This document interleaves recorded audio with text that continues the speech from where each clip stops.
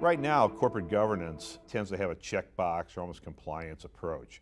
What we have is a situation where there'll be a blue ribbon panel that come out and say, gee, you guys really need to do something. Say everybody should separate the CEO and chairman and things like that.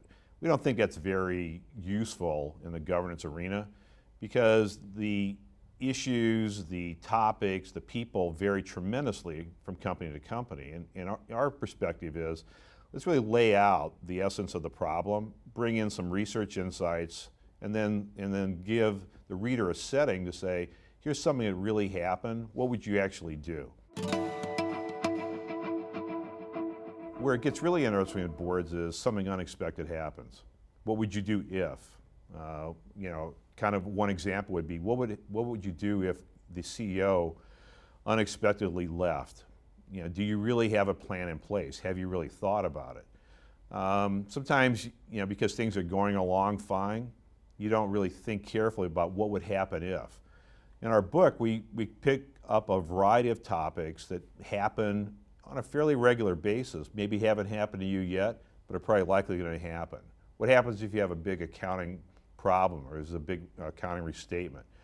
What if you get tremendous pushback from the outside about your pay package?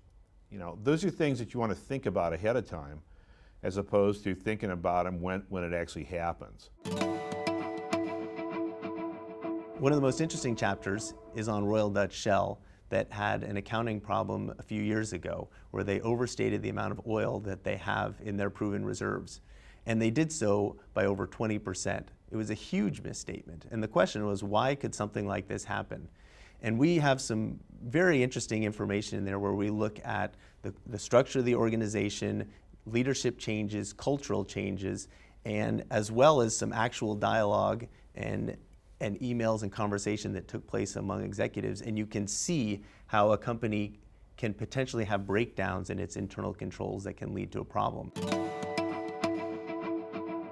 One of the things we pride ourselves on here at Stanford is we want to base our recommendations or base our thinking on real research.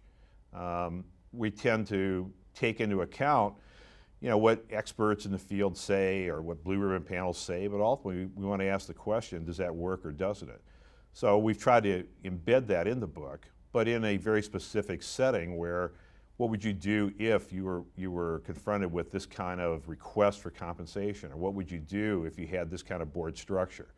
And I think it provides a really interesting learning experience in a fairly tight manner, but where it really gets into the essence of the problem. And I think that's what corporate governance needs to do. Be based on research, be based on fact, and then also be based on careful thinking.